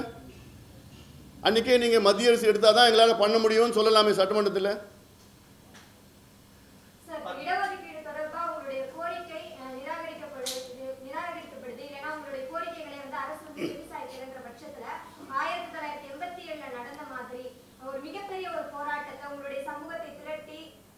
ஏங்க இது அது அதாவது இது வந்து ஏதோ ஒரு சமுதாயத்தை சார்ந்த பிரச்சனை கிடையாதுங்க, தெரிஞ்சுக்கங்க. நாங்கள் கேட்குறது வந்து தமிழ்நாட்டில் ஜாதிவாரி கணக்கெடுப்பு நடத்தணும். அதுதான் எங்களுடைய முதன்மை கோரிக்கை. நடத்தி எந்தெந்த சமுதாயங்கள் இந்த இடஒதுக்கீட்டில் பயன்பெற்றிருக்கின்றார்கள், எந்தெந்த சமுதாயங்கள் பயன்பெறவில்லை என்று முதல்ல நம்ம தெரிஞ்சுக்கணும், அரசு தெரிஞ்சுக்கணும். அதுதான் எங்களுடைய முதன்மை கோரிக்கை. அதில் வன்னியர்களும் சேர்ந்து உள்ளே வருவாங்க. மற்ற எல்லா மீனவர்கள் சமுதாயம் இருக்கிறாங்க, யாதவர்கள் இருக்கிறாங்க, முத்திரை சமுதாயம், தேவர், எல்லா சமுதாயம் அதில் கணக்கெடுப்பு நடத்தணும். நடத்தி இவ்வளோ காலமாக நமக்கு இடஒதுக்கீடு வழங்கப்பட்டிருக்கிறது, அதில் யார் கிரீம் இருக்கு, யார் அதிகமாக எடுத்துருக்கிறாங்க, அதெல்லாம் கண்டுபிடிச்சி யார் கிடைக்கல அவங்களுக்கு முன்னுரிமை கொடுக்கணும். அதுக்காக தான் நான் எடுக்க சொல்கிறோம். மீண்டும் மீண்டும் சொல்வது 1980 எங்கள் ஐயா வலியுறுத்துறதுக்கு காரணம் இதுதான். அதே போன்ற தாழ்த்தப்பட்ட சமுதாயத்துக்கு நீ 18 22 கொடுக்கணும், 22 கொடுக்கணும். அதெல்லாம் எங்களோட கோரிக்கை. அப்போ நீங்கள் எடுத்தால் தானே தெரியும் உங்களுக்கு. நாங்கள் எடுக்காமலே தட்டி கழிச்சு உங்களுடைய அதிகாரத்தை தட்டி கழிச்சு அப்போ எடுக்கிறதுக்கு மனசு இல்லைன்னு சொல்லிட்டு போங்களேன் வெளிப்படையா.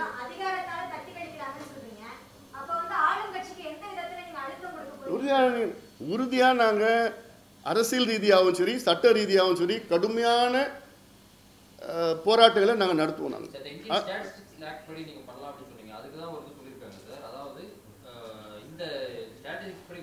மாநில சாதிவாரி கணக்கு நடத்தலாம்னு ஒரு கருத்து நிலவுது. ஆனால் பிரிவு 3 படி அந்த சட்டத்தின் கீழே வந்து 7வது அட்டவணையுடைய இனங்கள் படி அதை வந்து சேர்க்க இயலாது. 7வது அட்டவணை தான் மக்கள் தொகை கணக்கெடுப்பு இடம்பெற்றிருக்குது. எனவே மாநில அரசு சாதிவாரி கணக்கெடுப்பு நடத்த முடியாது. சர்வே என்ற பெயரில் கணக்கெடுப்பு நடத்தி அதன் அடிப்படையில் சட்டம் இயற்றினால் அது நீதிமன்றத்தில் ரத்து செய்யப்படும் சொல்லியிருக்காங்க. எந்த நீதிமன்றம் ரத்து செய்யப்பட்டிருக்கிறாங்க? யார் சொல்லியிருக்குது? அந்த இந்தியன் ஸ்டாட்டிஸ்டிக்ஸ் படி வந்து பார்த்தீங்கன்னா எல்லாம் அப்படியே எல்லாம் எதுவாகிட்டாங்க எக்ஸ்பர்ட். அது பீகாரில் அது தடையே இல்லை. அது சரி, அந்த கணக்கெடுப்பு நடத்தி எந்த நிலைமையில் எந்த சமுதாயம் இருக்குன்னு அது தெரிஞ்சுக்கிறது மனசு இருக்கா முதலமைச்சருக்கு? இந்த கேள்வி கேளுங்களா அவர்கிட்ட. நீங்கள் இடஒதுக்கீடுலாம் நீங்கள் அதிகப்படுத்துவானா பண்ண வேண்டாம். அட்லீஸ்ட் இந்தியன் ஸ்டாட்டிஸ்டிக்கல் ஆக்ட் படி தமிழ்நாட்டில் எந்தெந்த சமுதாயம் எந்தெந்த நிலையில் இருக்குது அது தெரிஞ்ச முடியுமா? அதுக்காக எடுக்க முடியுமா? 10.5% உள்ஒதுக்கீடு கொடுத்து கடந்த 2021 சட்டமன்ற தேர்தலில் அதிமுக கூட்டணியில் பாமக தேர்தல் செஞ்சிருக்கு. ஆனால் பெரும்பான்மையான வன்னிய சமூகத்தை சேர்ந்த சி.வி. சண்முகம், கே.சி. வீரமணி அவங்கெல்லாம் கூட தேர்தலில் தோக்குறாங்க. பெரிய அளவில் கை கொடுக்கல. இது என்ன அரசியலுக்காக பண்ணாங்கன்னு நினச்சிட்டு இருக்கீங்களா? இல்லை தேர்தலுக்காகவா, எலெக்ஷனுக்காக பண்ணதா? அது உங்களுடைய கண்ணோட்டம். அதாவது ஒரு சமுதாயத்துக்கு கொடுத்த இடஒதுக்கீடை கொச்சப்படுத்தாதீங்க. ஏன்னா இதெல்லாம் வந்து இவ்வளோ பேர் தியாகம் பண்ணி உயிர் நீத்து ஜெயிலுக்கு போய் வழக்குகள் வாங்கி அடிதடி வாங்கி பண்ண இடஒதுக்கீடு இதெல்லாம் அதெல்லாம் சும்மா போய் நீ கொச்சப்படுத்தாதீங்க. அது இந்த இந்த தோத்துட்டாங்க ஜெயிச்சிட்டாங்க அதெல்லாம் பண்ணாதீங்க, கொச்சப்படுத்த. மற்ற சமூக மக்களை ஆலோசிக்காம வன்னியர்களுக்கு மட்டும் அந்த 10.5 கொடுத்தனால தான் தென் மாவட்டத்தில் வந்து அந்த இதுக்கு ஒரு கடும் எதிர்ப்பு வந்துச்சு. ஸோ அதை மற்ற சமூகங்கள்லாம் அதுதான் இல்லை அது பற்றி அதுதான் நாங்கள் கேட்குறோங்க. ஜஸ்டிஃபை பண்ணணும்னு நான் கேட்குறேன். நான் கணக்கெடுப்பு நடத்திங்கன்னா ஜஸ்டிஃபை பண்ணிடலாம், யாருமே பேச முடியாது. அதுதான் நாங்கள் கேட்குறோம். இப்போ சிவசங்கர் சொல்கிறாரு 10.5 15 13 அப்படிலாம் சொல்கிறாரு. நீங்கள் எடுத்து பாருங்க, ஏன் எடுக்க மாட்டீங்க? யார் யாருக்கு இப்போ எம்பிசியில் வேறு யார் யாருக்கு ரொம்ப மோசமாக இருக்குன்னா இன்னும் அதிகமாக கொடுங்க.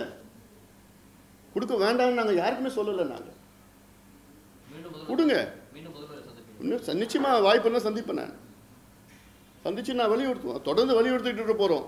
அதுவும் சந்திப்போம்.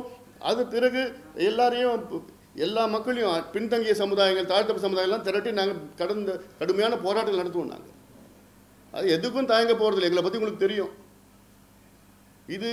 இது வந்து சமூக நீதி பிரச்சனை, வாழ்வாதார பிரச்சனை, தமிழ்நாட்டினுடைய முன்னேற்ற பிரச்சனை. இது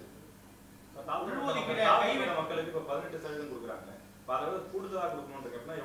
22 விழுக்காடு கொடுக்கணும். உள்ஒதுக்கீடு திடீர்னு திமுக கைவிட்டது காரணம் விக்கிரவாண்டி இடைத்தேர்தல் விசசாராய பணிதான் காரணம். அது நீங்க அவங்க கிட்ட கேட்கணும். அதெல்லாம் எங்களை பொறுத்த வரைக்கும்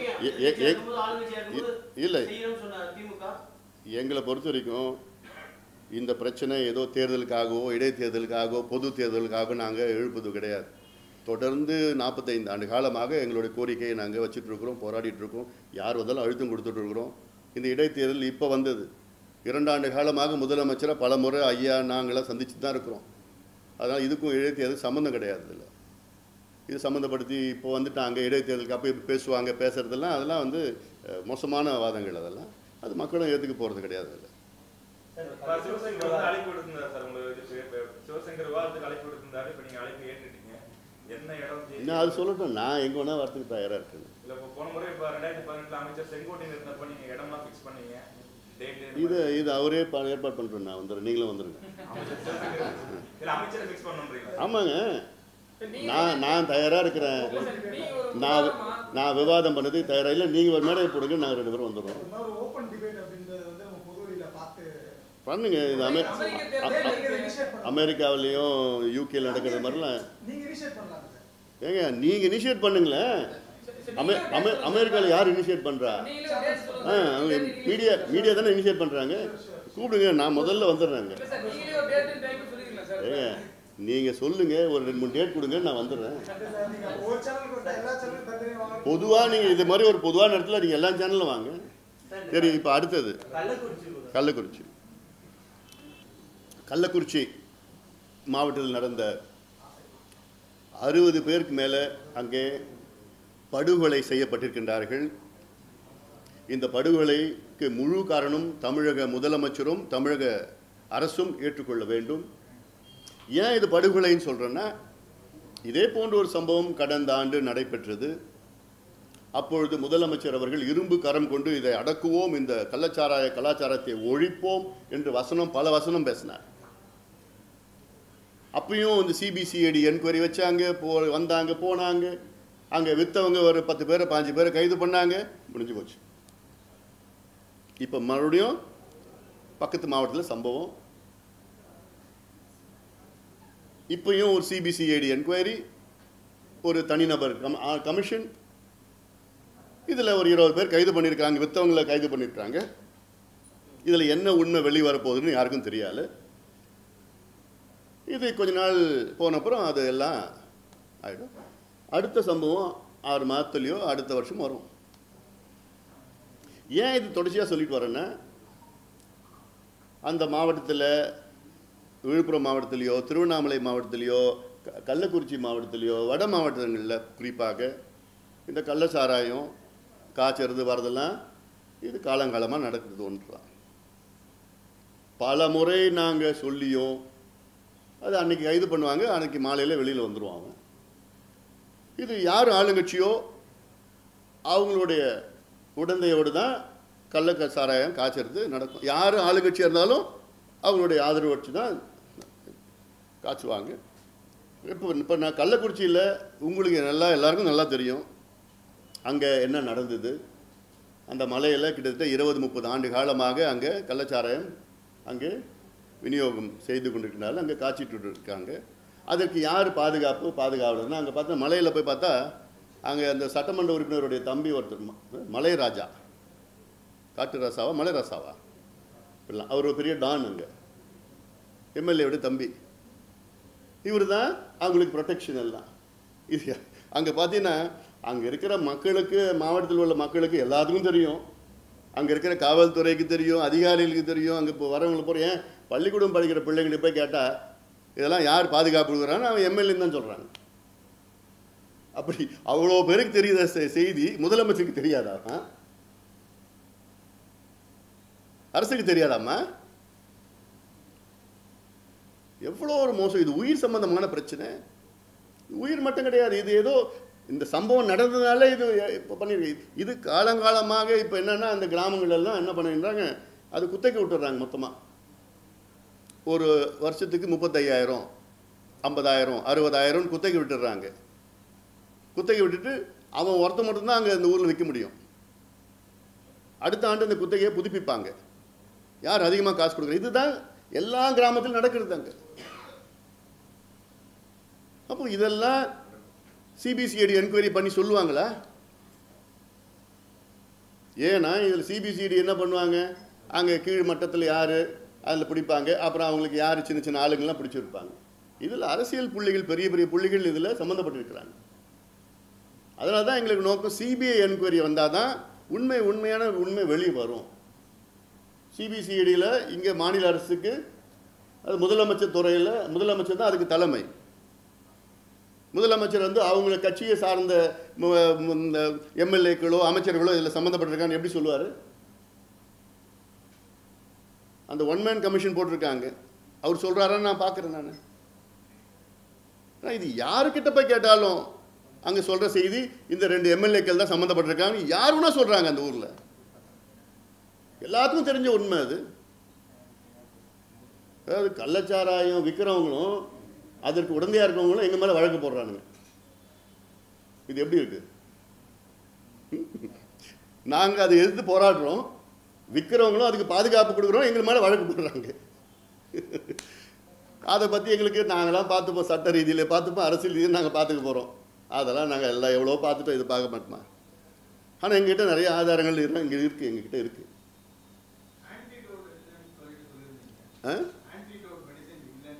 அது அடுத்தது ஆன்டிடோட் இல்லை, நான் முடிச்சிடும்.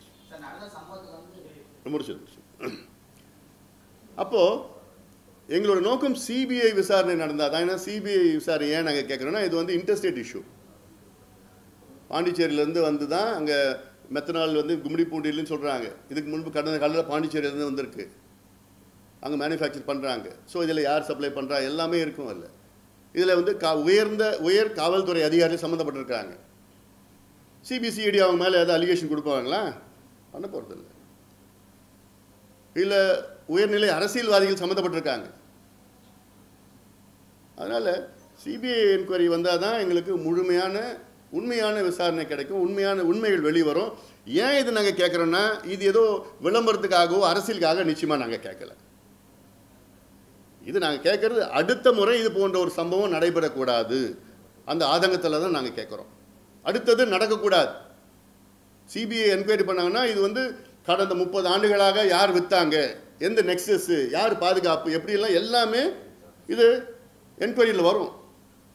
அது யார் இருந்தாலும் சரி, எந்த கட்சி, எந்த அமைப்பு, எந்த சமுதாயம், எந்த ஜாதியில் பண்ணாலும் எங்களுக்கு அவ்வளோ யார் தப்பு பண்ணாலும் நடவடிக்கை எடுங்க. இந்த கலாச்சாரத்தை அழிக்கணும். இந்த கலாச்சாரத்தை என்ன, முதல்ல பூரண மது விலக்கு கொண்டு வாங்க, படிப்படியாக கொண்டு வாங்க. ஒரே நாளில் கொண்டு வர வேண்டாம். ஒரே நாளில் கொண்டு வந்துட்டாங்கன்னா அவ்வளோதான். எல்லாம் தமிழ்நாட்டு இளைஞர்கள் எல்லாம் அவர் மருத்துவமனையில் அனுமதிப்படுவாங்க எல்லாம். அந்த அளவுக்கு இவங்க தமிழ்நாடு, இதுதான் திராவிட மாடல். திராவிட மாடல்னு என்னன்னு தெரியல, தமிழ்நாட்டில் மது இல்லாமல் இருக்க முடியாத சூழல் இளைஞர்களுக்கு, இதுதான் திராவிட மாடல். அதனால் இதை கொண்டு வந்தது தான். அது இன்னொன்று அவங்க ஏன் குடிச்சாங்கன்னு காரணம், நான் அந்த கிராமத்துக்கெல்லாம் நான் போய் பார்த்தேன். பாதிக்கப்பட்ட மக்கள்லாம் உயிர் அந்த குடும்பத்தை இழந்த மக்கள்லாம் நான் போய் சந்திச்சு நான். அது இல்லாமல் அவங்க சொல்கிற காரணங்கள்லாம் என்ன சொல்கிறாங்க, இது காலங்காலமாக வித்துட்டு இருக்கிறாங்க. நாங்கள் புகார் கொடுத்தா காலையில் கைது பண்ணுறாங்க, மாலையில் எங்களை வந்து மிரட்டுறான். யார் புகார் கொடுத்தாங்களோ காவல்துறையில் இவங்க தான் புகார் கொடுத்தாங்கன்னு சொல்கிறாங்க, எங்களை மிரட்டுறாங்க அப்படின்னு. இது பெரிய ஒரு நெக்ஸஸ் இருக்குது, பொலிட்டிஷியன் போலீஸ் நெக்ஸஸ்.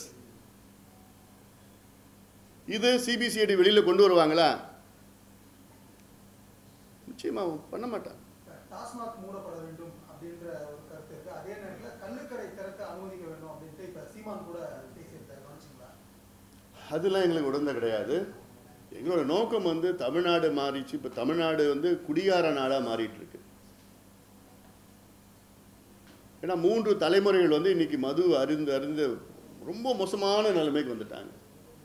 தமிழ்நாட்டில், இந்தியாவிலே தமிழ்நாட்டில் தான் அதிகமாக ரோட் டிராஃபிக் ஆக்சிடென்ட்ஸ் இருக்குது, சாலை விபத்துகள் நடக்கிறது. காரணம் மது. தமிழ்நாட்டில் தான் அதிகமாக வந்து இளம் விதவைகள் இருக்கிறாங்க, காரணம் மது. தமிழ்நாட்டில் அதிகமாக கல்லீரல் பிரச்சனை இருக்கிறது, காரணம் மது தான். தமிழ்நாட்டில் அதிக மனநிலை நோய் பிரச்சனை வருது, மது தான். தமிழ்நாட்டில் அதிக தற்கொலை நடக்கிறது காரணமும் மது தான். இந்த சட்டம் ஒழுங்கு பிரச்சனையிலேருந்து எல்லாமே மது தான் காரணம். இவங்க மதுவை வந்து விற்கல, மதுவை திணிக்கிறாங்க, டார்கெட் வைக்கிறாங்களே. 45,000 கோடி இந்த ஆண்டுன்னா அடுத்த ஆண்டு 50,000 கோடின்னு டார்கெட் வைக்கிறாங்க. ஏன் நீ கல்வியில் வச்சுட்டு போ, விவசாயத்தில் வச்சுட்டு போ, சம்பாவில் வச்சுட்டு போ, தாளடியில் குறுவையில் அதில் இப்போ டார்கெட் வைங்க. இதெல்லாம் இது அங்கே கேட்டால் என்ன சொல்கிறாங்க, டாஸ்மார்ட்டில் போய் குடித்தா 200 ரூபாய் குடிக்கணும், இங்கே 30-40 ரூபாய் கிடைக்குது. இதுதான் காரணமாக சொல்கிறாங்க. அதான் இதெல்லாம் இது மாதிரிலாம் பண்ணுவாங்க. இது மாதிரிலாம் திமுக மட்டும்தான் பண்ணுவாங்க. இதெல்லாம் நல்லா குடிக்கிறதுக்கு என்னென்ன வழிவகை செய்யணுமோ அதுதான் டெட்ரா பேக்லேருந்து அப்புறம் வந்து அந்த ஏடிஎம் அதில் வரத்தும் ஹோம் டெலிவரி. அடுத்தது ரேஷன் கடையில் தான் விற்கணும். அதுவும் விற்றுருவாங்க.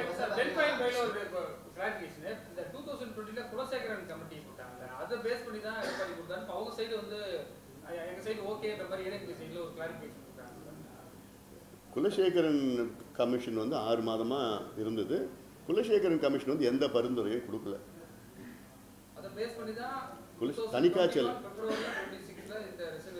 தணிகாச்சலம் கமிஷன் தான் பரிந்துரை கொடுத்தாங்க. தணிகாச்சலம் தான் அப்போதைய பேக்வர்ட் கிளாஸ் சேர்மனாக இருந்தார். அதன் பிறகு குலசேகரன் கமிட்டி வந்து 6 மாதம் இருந்தார். அவருக்கு ஒரு வண்டி கொடுத்தாங்க, ஒரு ஆஃபீஸ் கொடுத்தாங்க, மாதம் சம்பளம் கொடுத்தாங்க. 6 மாதமாக சம்பளத்தை வாங்கிக்கிட்டு அப்புறம் வீட்டுக்கு போயிட்டார். வேற ஒரு துரும்பு கூட ஒன்றும் நடக்கலை. குலசேகரன் ஆணையம் திமுக வந்தாங்க, அந்த குலசேகரன் ஆணையத்தை சம்பளத்தை கட் பண்ணாங்க, ஆணையம் முடிஞ்சு போச்சு. அவ்வளோதான், இதுதான் நடந்தது.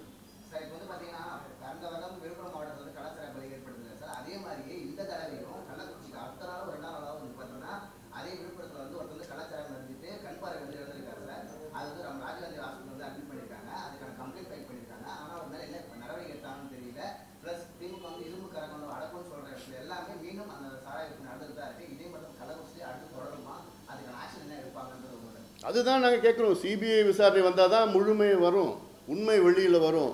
யார் உடந்தன்னு அவங்களெல்லாம் வந்து கைது பண்ணி வழக்கு போட்டு பண்ண முடியும். ஏன்னா இது வந்து கொலை குற்றம். இது ஏதோ சும்மா சாராய விற்கிற கேஸ் கிடையாது, இது கொலை செய்த கேஸ், இது கொலை குற்றம். இது அதனால் இது கடுமையான நடவடிக்கை எடுக்கணும். அதில் நீங்கள் சொன்னது பார்த்தீங்கன்னா விழுப்புரத்தில் கண்ணு போயிடுச்சுன்னு சொல்லி இங்கே மருத்துவர் ஐயாவும் அதுக்கு ஸ்டேட்மெண்ட் விட்டு விசாரணை நடத்தணும்னு சொன்னார். ஒன்றும் வெளியில் வரல. அதுக்கப்புறம் சேலத்துலேயும் நடந்த ஒரு சம்பவம் நடந்துருக்குது. அதில் அது தொடர்ச்சியாக நடந்து. இப்போ நான் கேட்குறேன், இந்த இவ்வளோ பேர் இறந்ததுக்கு பிறகு அந்த கல்வராய மலையில் போயிட்டு 5000 பேரல் கள்ளச்சாராயத்தை போய் அழிக்கிறாங்களே. கரெக்டாக எங்கே ஸ்பாட்டுன்னு கரெக்டாக தெரிஞ்சு நேராக போகிறாங்க, ஸ்பாட்டுக்கு போயிடுறாங்க. அது ஏன்னா அவங்களுக்கு தெரிஞ்சது தான், அந்த ஸ்பாட்டில் தான் விற்கிறாங்கன்னு எங்களுக்கு தெரியுது, காய்ச்சுறாங்கன்னு எங்களுக்கு தெரியுது. 850 பேர் கைது பண்ணுறாங்க அடுத்த நாள். ஏன் அதுக்கு முன்னாடி ஏன் கைது பண்ணல? அப்போ இது மாதிரி தமிழக மக்கள் சாகணும், செத்தாதான் நீங்கள் நடவடிக்கை எடுப்பீங்க. இதுதான் திமுக அரசா?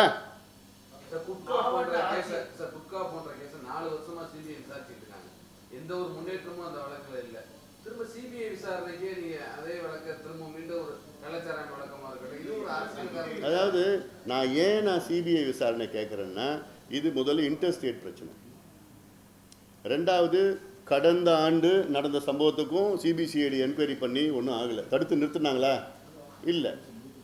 இதில் அடுத்தது முக்கியமானது என்னென்னா, அரசியல்வாதிகள், உயர் நிலையில் உள்ள அரசியல்வாதிகள் இதில் சம்மந்தப்பட்டிருக்கிறாங்க.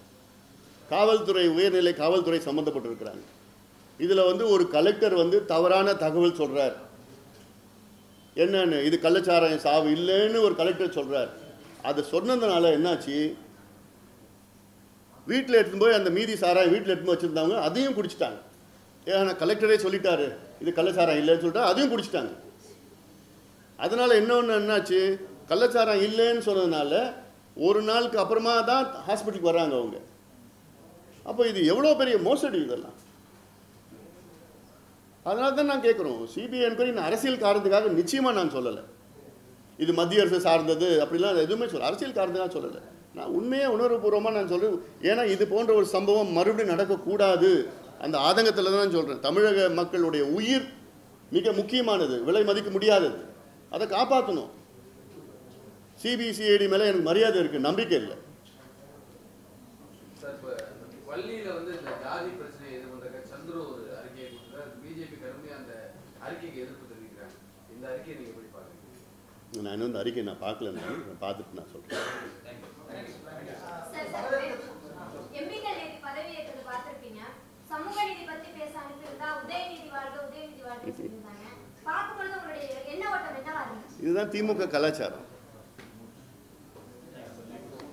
நன்றி.